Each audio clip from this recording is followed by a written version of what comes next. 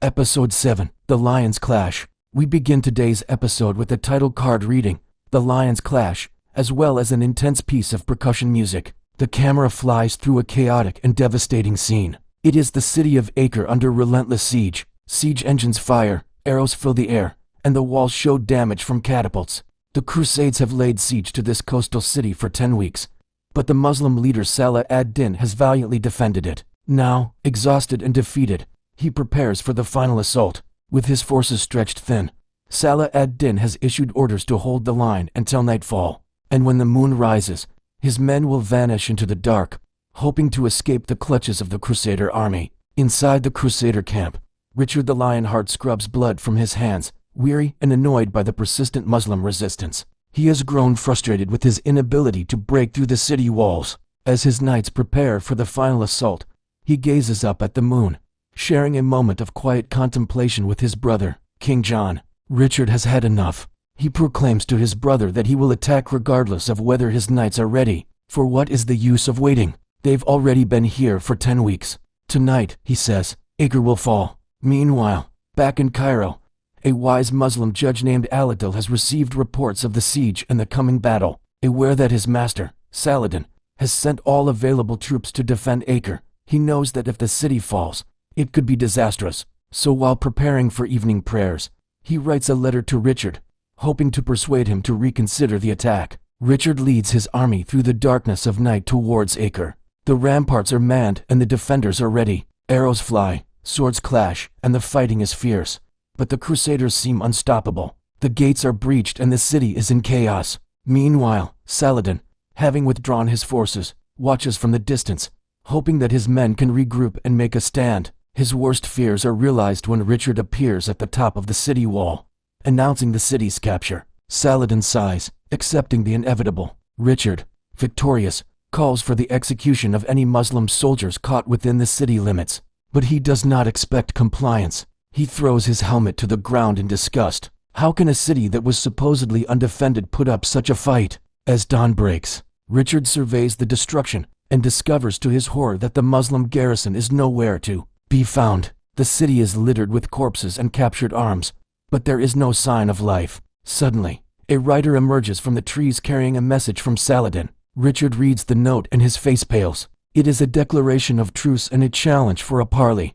As the sun beats down on the parley ground, Saladin rides towards his challenger. A mixed group of knights, nobles and scholars accompany him, including the aforementioned Judge Al-Ayyubi. On the other side, Richard also rides forth with his own entourage, including his brother King John. Richard, expecting to find a beast, instead finds a man of principle. Saladin, expecting a brute, instead finds a knight. After introductions are made and greetings exchanged, Saladin offers Richard a chance to rest his troops before continuing the siege. However, Richard refuses, stating that he wants to take Jerusalem. The two kings continue to discuss the possibility of Richard capturing Jerusalem, with Richard insisting that the best way forward is to take the city now and rule over it. Saladin tries to explain to Richard that the city has religious significance for Muslims, and that taking it would only result in more war. However, Richard is unmoved and insists that he must have Jerusalem. As negotiations come to a standstill, Saladin and his party return to their camp.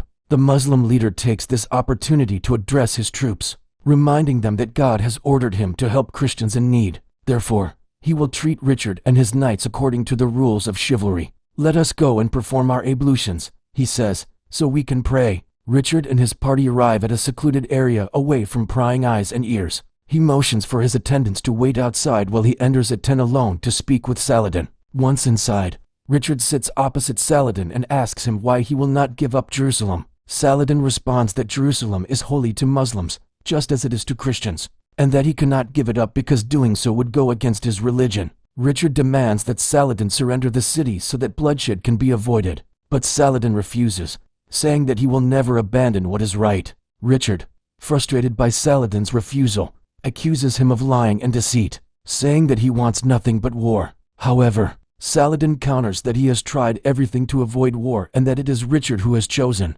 violence. Richard argues that if Saladin really wanted peace, he would have given Jerusalem without a fight, but Saladin insists that he would rather die than compromise his principles. Richard realizes that Saladin is not going to give him what he wants and becomes angry. He stands up and begins pacing the tent, shouting that he is leaving without Jerusalem. Richard exits the tent and rejoins his party, who are eager to hear the results of the negotiations. When Richard tells them that Saladin refuses to surrender Jerusalem, the knights become angry and want to attack immediately. However, Richard is not so quick to act. Back in Cairo, Saladin discusses his negotiations with Richard with his brother, Al-Ayyubi, and a few close advisors. He explains that Richard wants Jerusalem and is willing to do anything to get it. Saladin acknowledges that Richard is a worthy opponent, but insists that he will not give up Jerusalem. Instead, he plans to defend it with all his might. Saladin meets with the envoy from Richard again and informs him that he cannot fulfill his request for Jerusalem. The envoy, disappointed, returns to Richard with the news, and the two kings prepare for more battles. Saladin and his forces regroup quickly and launch a surprise attack on the Crusaders, causing them to flee. This disrupts the Crusade's supply line and weakens their ability to wage war. Saladin's forces launch a swift and precise ambush near Nazareth against the Crusaders' supply lines. In a dramatic display of skill and precision, they manage to steal supplies and retreat before the Crusaders can react. This sets the stage for a larger confrontation between the two armies. As tensions rise between Saladin and Richard, two mounted envoys meet on a dusty road to exchange messages. One envoy is Muslim and the other Crusader. They meet in the middle of the road and dismount to deliver their respective messages. The Muslim envoy hands over a scroll to the Crusader envoy and explains that it is a letter from Saladin to Richard. The Crusader envoy opens the letter and begins to read it. As he reads, his face becomes increasingly somber. The letter from Saladin tells Richard that he has heard about the massacres of Muslims in Acre and condemns his actions. Saladin reminds Richard of their parley and tells him that he is disappointed that Richard has not kept his word. He warns Richard that if he continues to massacre Muslims, he will not be able to call himself a knight. Saladin ends the letter by telling Richard that he still wants to reach a peaceful solution to their conflict, but that he is not willing to give up Jerusalem. Once the Crusader envoy finishes reading the letter, he hands it back to the Muslim envoy and tells him that he will deliver Saladin's message to Richard. As the envoys prepare to part ways, the Muslim envoy reminds the Crusader envoy that they are brothers in arms and that they should try to end this conflict peacefully. The Crusader envoy agrees and wishes the Muslim envoy a safe journey. As the Muslim envoy rides away, the Crusader envoy turns and rides in the opposite direction. The two kings continue to exchange messages through envoys, but neither is willing to back down. Richard remains determined to capture Jerusalem, while Saladin is just as resolute in his refusal to give it up. The Siege of Acre continues and casualties mount on both sides. Richard becomes increasingly frustrated by Saladin's resistance and begins to lose faith in diplomacy. He grows angry and vengeful, plotting his next move to defeat Saladin. Richard is determined to capture Jerusalem at all costs. Meanwhile, Saladin's forces continue to resist the Crusaders, inflicting heavy casualties on their ranks. Despite being outnumbered and outgunned, the Muslims refuse to surrender, fighting bravely to defend their homeland. During the course of the siege, Richard executes 2,700 Muslim prisoners, believing that it will send a message to Saladin and his followers. However, Saladin watches this event from afar and remains unfazed. He vows to treat Richard's forces with the same courtesy that they show their prisoners, and declares that they will not forget what has happened, but they will not become like their enemies. As the sun sets over the horizon, Saladin sits calmly in his tent writing a letter by the light of a soft lamp. Outside, the sound of battle rages, but inside, there is only the scratching of his quill on parchment. His face is illuminated by the warm glow of the lamp, casting long shadows on the tent walls. As he writes, he seems oblivious to the chaos outside, lost in his own thoughts. The vast expanse of the night sky is visible through the tent opening, dotted with countless stars. Saladin pauses in his writing and looks up at the sky for a moment, a peaceful smile on his face. Then he returns to his letter, his face illuminated by the soft lamplight and the starlight filtering through the tent. Though two lions may have roared, but only one truly ruled his heart.